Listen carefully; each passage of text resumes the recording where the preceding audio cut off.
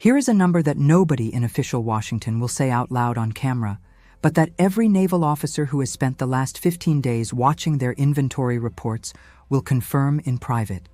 It is not classified. It is not speculation. It is arithmetic.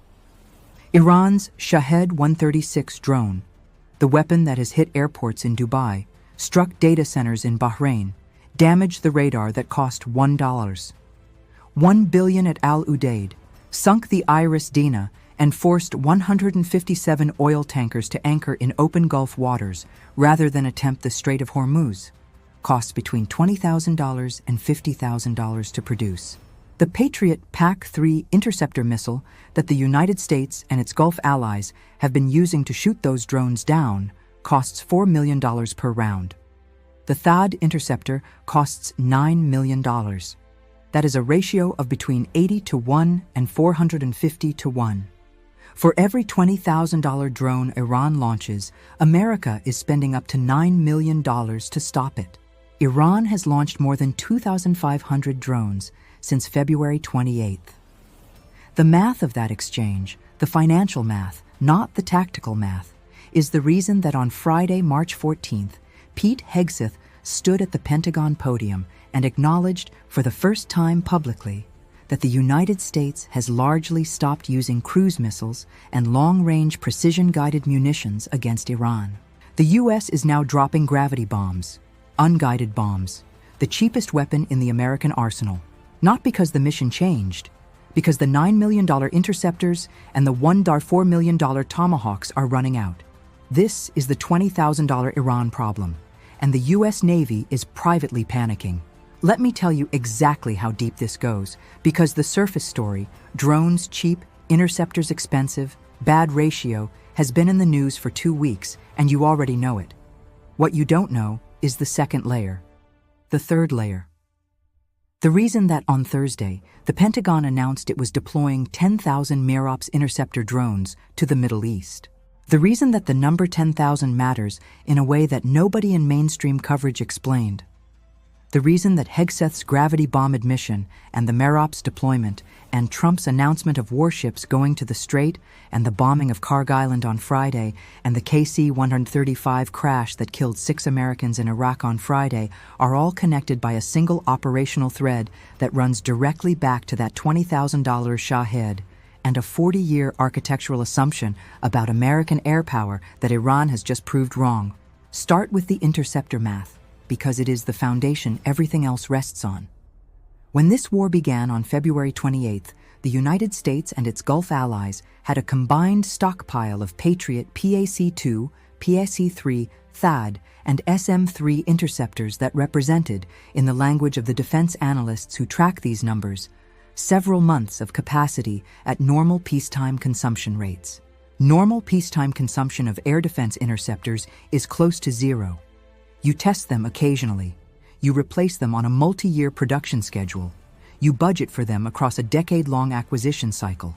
You do not plan for a single regional adversary to launch 2,500 drones and hundreds of ballistic missiles at your assets in 15 days. The world's total operational THAAD inventory, as of January 2026, consisted of 11 batteries, 8 American, 2 Emirati, 1 Saudi. 4 of those radar installations have been damaged or destroyed in this war. THAAD's Terminal High Altitude Area Defense System is designed to shoot down ballistic missiles, not the Shaheds. But the THAAD radars are also the targeting brain for coordinated air defense across a multi-layer system. When you damage the ANTPY-2 THAAD radar at Muwafaq Salti Air Base in Jordan, which Iran did on day 1, you do not just lose one battery. You degrade the situational picture for every interceptor battery that was using that radar's data. Iran understood that.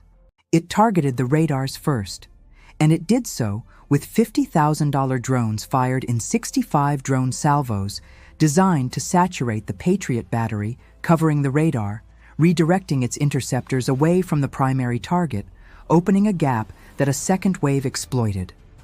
That is not improvisation. That is a doctrine. a doctrine called mosaic warfare that the IRGC developed specifically to defeat the American-designed multi-layer air defense architecture that it studied for 4 decades while pretending to be deterred by it.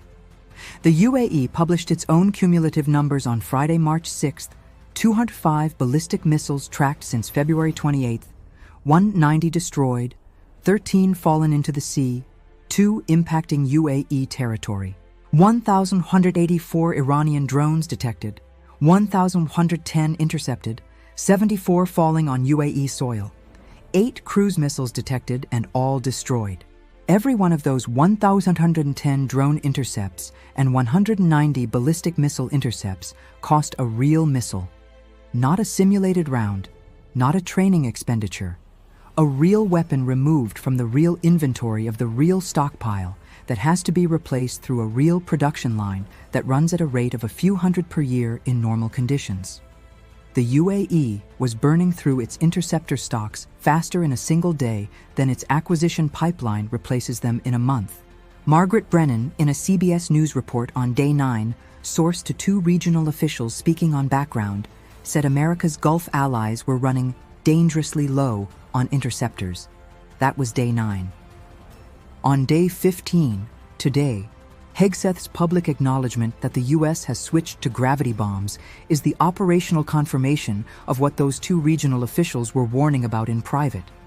The high-end munitions are gone or nearly gone. The production lines cannot replenish them on a 15-day timeline. The war has outrun the stockpile. Here is the thing that makes this more alarming, not less, when you understand the MIROPS deployment. On Thursday, March 13th, U.S. Army Secretary Dan Driscoll announced that the United States was deploying 10,000 MIROPS interceptor drones to the Middle East. The MIROPS is a purpose-built counter-drone drone, an autonomous interceptor that costs approximately $14,000 to $15,000 per unit, is launched in swarms, and is designed to physically destroy incoming Shaheds and similar one-way attack drones in flight before they reach their targets, 10,000 of them.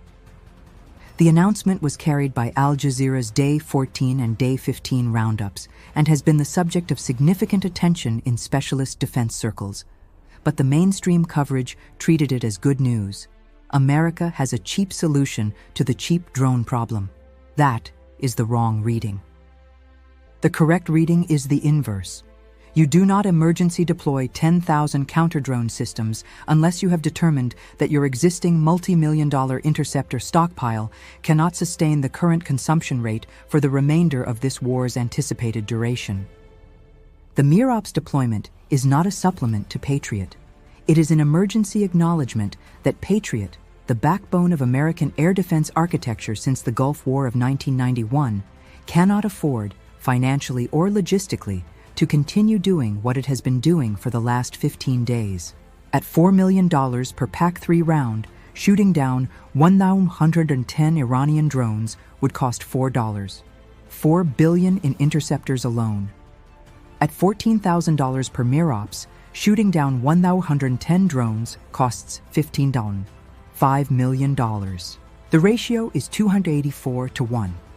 The MIROPS is the Pentagon's admission, expressed in procurement decisions rather than press statements, that the $20,000 problem is real, it is existential, and the old answer to it does not work. Jonathan Schroden, an expert on strategic competition and irregular warfare at the Center for Naval Analyses, one of the most sober, most rigorous defense analysts in Washington, told the Washington Times this week something that deserves to be repeated in full, slowly, because it is the most important sentence any credible U.S. defense analyst has said publicly in this war. He said, "I don't see how you get to the point where they've attrited enough of Iran's missile and drone capability to not have at least some residual threat to tankers. As long as that remains, the insurance costs for these companies are going to remain high, and that is the main problem preventing most ships from going through the strait." Read that again. A leading U.S. naval analyst is saying that total elimination of Iran's ability to threaten shipping through the Strait of Hormuz is not achievable on any realistic timeline, and therefore, the real problem blocking the strait is not Iran's operational military capability, it is the insurance market. Ships cannot get coverage. Without coverage, owners won't sail. Without sailing, the oil does not move. Without the oil moving, the 157 tankers currently anchored in Gulf waters continue to sit there, full of oil the world needs. 2 weeks into a war, the President of the United States said would take 2 to 4 weeks and declared essentially complete on day 11. Schroden then explained the full scope of what makes the Strait problem specifically resistant to the kind of force the U.S. has been applying since February 28th. He described what he called an integrated threat stack that extends from more than 300 feet underwater to the air above the waterway. Mines beneath the surface. Fast attack speedboats on the surface. Iran has hundreds of thousands of small attack craft distributed along its southern coastline. Missiles fired from coastal batteries on the Iranian mainland and its offshore islands. Drones launched from the same platforms, all of them operating simultaneously, all of them cheap enough to be expendable, all of them capable of creating a mist that kills a captain, ignites a cargo, spills a cargo hold of crude oil into the strait, and closes the insurance market for every subsequent ship for the next 90 days. That integrated threat stack, Schroden said, is very, very difficult to deal with under any situation, but especially in the geographical confines of the strait. The geographical confinement is the detail that makes the U.S. Navy's private panic a specific and legitimate concern rather than institutional hand-wringing. The Strait of Hormuz is 21 miles wide at its navigable minimum and 96 miles long. The two-lane shipping channels, one inbound, one outbound, are each 2 miles wide. 2 miles. A ship transiting at 12 knots takes approximately 4 hours to move from the Gulf of Oman entrance to open Persian Gulf waters. 4 hours inside a 21-mile channel under surveillance by an adversary with coastal batteries, speedboats, submarine threats, mining capability, and the world's largest operational inventory of shore-launched cruise missiles. You cannot maneuver. You cannot sprint. You cannot run for open water. You are in a pipe. And the entity controlling the walls of the pipe has publicly declared that it requires all vessels to obtain its permission to transit, and has demonstrated, across 18 attacks on commercial shipping in 15 days, that it is willing and capable of enforcing that declaration. Trump announced on Truth Social Saturday morning that many countries, especially those who are affected by Iran's attempted closure of the Hormuz Strait, will be sending warships in conjunction with the United States of America to keep the strait open and safe. He added, "In the meantime, the United States will be bombing the hell out of the shoreline and continually shooting Iranian boats and ships out of the water. And then, one way or the other, we will soon get the Hormuz Strait open, safe, and free." The USS Tripoli, an amphibious assault ship, not a destroyer, not a cruiser, but a platform for landing 2,500 Marines on a hostile beach, has been approved for deployment to the region by Hegseth and reported by multiple U.S. media outlets. When you announce a warship deployment and pair it with an amphibious assault ship carrying Marines, you are not just sending a message about naval escorts. You are announcing the theoretical option of a ground operation against Iran's southern coastal military positions. Iran's response to Trump's warship announcement, delivered through the IRGC, was to announce it had launched 40 drones and 9 ballistic missiles at the UAE on Saturday, the same day Trump made his announcement. 9 ballistic missiles and 40 drones while Trump was typing.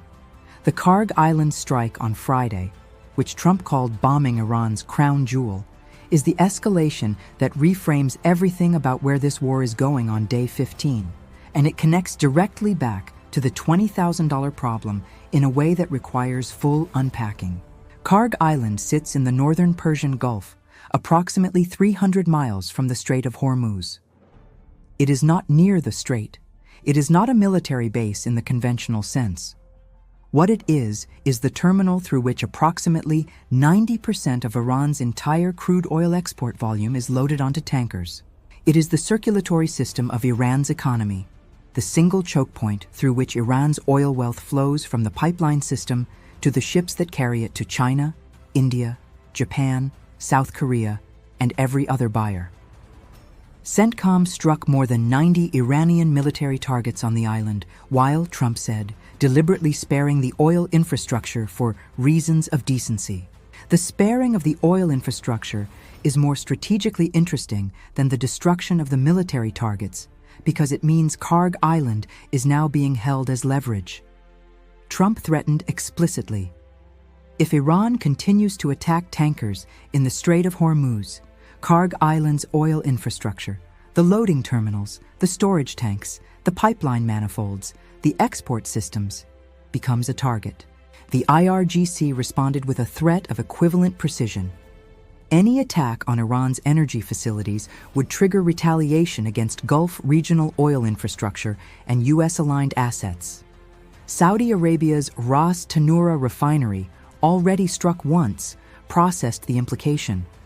Abu Dhabi National Oil Company, which operates Jebel Ali and the UAE's offshore platforms, processed the implication. Qatar's LNG facilities, which supply 12 to 14% of European gas, processed the implication. What Trump has constructed is a mutual assured economic destruction deterrence framework applied to oil. I can destroy your oil export capacity. You can destroy Gulf Arab oil export capacity, and the entire world's economy becomes the collateral. This is not a military exchange. This is an economic hostage-taking on a civilizational scale. The nitrogen fertilizer dimension of this crisis is the one that is genuinely not being covered, and that will arrive as a shock to populations who have no idea it is coming. Tammy Kulesa of the supply chain analytics firm Blue Yonder told Newsweek this week something that reads like a footnote but carries consequences that will be felt in every grocery store on Earth within 3 to 6 months. The Strait of Hormuz closure is creating a critical bottleneck for nitrogen fertilizer. Qatar produces roughly 10% of the world's urea, the primary form of nitrogen fertilizer, much of it synthesized from natural gas and exported through the strait. It is currently not moving. Iran produces significant volumes as well. The peak planting season for the Northern Hemisphere is March through May, right now, during these 15 days of war. Farmers who cannot source nitrogen fertilizer at planting time cannot retroactively fertilize their crops in June. The corn they plant with insufficient fertilizer will yield less in October. The wheat planted short on nitrogen will produce reduced grain in August. None of this shows up on grocery shelves immediately. But Kulesa said, with the specificity of someone who models supply chains for a living, the effects will surface a few months down the road across nearly every grocery category. Grains, animal feed, fruits, vegetables, meat, dairy, produce. The food security impact of this war will reach tables in Ohio and Ontario and Oslo not as a news event, but as a gradual 6-month creep of price increases that nobody will directly attribute to a naval battle in a 21-mile strait in the Persian Gulf. This is what it means when CRS, the Congressional Research Service, notes in its official analysis published this week that the strait carries not just oil and gas, but helium, fertilizers, and other industrial products. Helium, the gas that makes MRI machines work and semiconductor manufacturing possible. The world's helium supply runs through a strait that Iran controls with speedboats and $20,000 drones and has closed for 15 days. The KC-135 crash in western Iraq on Friday, all 6 crew members killed, CENTCOM confirming hostile fire was not the cause despite an Iran-aligned militia claiming responsibility. Added a 9th death in uniform to the American toll from Operation Epic Fury. Wait. Let me do that accounting correctly because the numbers have been moving fast and the full count requires precision. 6 service members killed at Shuaiba Port in Kuwait on day 1. Sergeant Benjamin Pennington killed March 8th from wounds sustained at Prince Sultan Air Base in Saudi Arabia. That is 7. The 6 KC-135 crew members killed Friday bring the total confirmed American military deaths to 13 in 15 days. 13. The first 6 died from an Iranian drone that struck a shipping container tactical operations center, a building with no drone defeat capability, at Shuaiba Port in Kuwait, in the opening hours of a war that the administration had been planning for months, at a facility that CBS News reported multiple senior Kuwaiti officials had been warning for months was dangerously vulnerable. 13 Americans in 15 days, and the Secretary of Defense told reporters Friday that Iran's missile volume is down 90%, and its one-way attack drone volume is down 95%, which means what you are watching is Iran operating at 10% of its opening day capability and still killing Americans, still striking tankers, still controlling the strait, still forcing 157 ships to wait at anchor, still burning Fujairah, still prompting an emergency 400 million barrel IEA reserve release, still sending Brent crude above $100 despite that release. At 5% of its opening capability. This is the private panic. Not that Iran is winning. Iran is being demolished. 15,000 targets struck. Over 7,600 Israeli airstrikes on Iran alone. The Air Force is gone. The Navy is largely destroyed. The nuclear infrastructure has been repeatedly hit. The Supreme Leader is dead. The new Supreme Leader is injured and invisible. His first public communication read aloud by a news anchor over a photograph taken years ago. All of that is true. And Iran, at 5% of its opening military capability, is still the most disruptive force in the global oil market in the history of recorded commodity prices. The reason for the private panic is what Schroden told the Washington Times and what the MIROPS deployment and the gravity bomb admission and the warship announcement all confirm from different angles. The United States military was designed and funded and equipped to fight a peer adversary in a conventional force-on-force engagement across contested airspace, or to deliver decisive force in a short-duration campaign against a military that would break and a government that would collapse. It was not designed, not funded, not equipped, not architecturally conceived to sustain a 2 to 4 week attrition campaign against a dispersed, pre-positioned, autonomously operating drone and missile force that cost $20,000 per weapon, and that was specifically engineered over 2 decades to exploit the financial and logistical constraints of a defense establishment built around the assumption that its opponents would run out of weapons before its interceptors ran out of money. Iran did not run out of weapons first. The interceptors ran out of budget. The long-range precision munitions ran out of stockpile. The gravity bombs arrived. The 10,000 MIROPS drones were emergency procured. The KC-135 went down in western Iraq. The tankers are still waiting. California hit $5 a gallon. The MIROPS cost $14,000 against a Shahed that cost $20,000. That ratio, $14,000 to $20,000, is better than the $4,000 to $20,000 ratio of Patriot to Shahed. But only if the MIROPS actually works at scale against swarms of dozens in the geographic confines of the Persian Gulf, which it has not yet been tested to do at the volumes that the IRGC can generate. The Army Secretary says 10,000 are deploying. The IRGC says they launched 2,500 drones in the first 15 days, and their manufacturing capacity was not fully destroyed. Iran has been pre-positioning components for drone production in dispersed facilities across the country for years, specifically in anticipation of the bombing campaign that is now happening. The factory you destroy is not the factory that was already dispersed last November. This is the $20,000 problem. It is not a weapons problem. It is an economic model problem. And the U.S. Navy knew it was coming because this channel's Script 11 told you about the Critical Threats Project and the Institute for the Study of War Analysis from day 7. The war was always a race between 2 depletion curves, Iran's missile and drone inventory depleting under American strikes, and America's interceptor inventory depleting under Iranian saturation.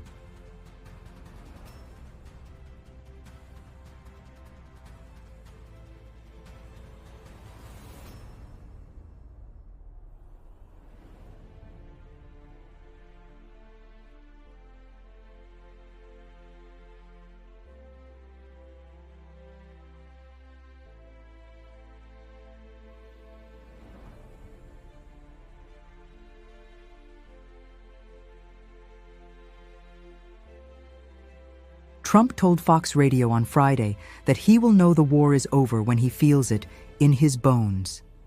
He said it may not last much longer. He said tankers should show some guts. He announced warships are going to the Strait. He bombed Karg Island and spared its oil infrastructure as a threat. He said Iran can be taken out in an hour. Hegseth said Iran is exercising sheer desperation in the Strait, and that soon, very soon, all of Iran's defense companies will be destroyed. Brent crude opened above $95 Saturday morning. Gas in California is above $5. 13 Americans are dead. 6 of them were killed in a shipping container. The Strait has been closed for 12 days. 157 ships are anchored in the Gulf. Bangladesh turned off its lights. India's cooking gas is running short. The nitrogen is not reaching the farms. The Merops drones are on their way. The gravity bombs are falling where the Tomahawks used to fly. And somewhere in a sealed hospital wing in Tehran, a man with a fractured foot and a bruised eye, whose words are being read aloud by a news anchor over a photograph from 2018, has just told the world that the Strait closure must definitely continue to be used. Used as a lever. Against a war that the President of the United States says he will know is over when he feels it in his bones. The $20,000 drone does not care about feelings. It cares about the ratio, and the ratio has not changed.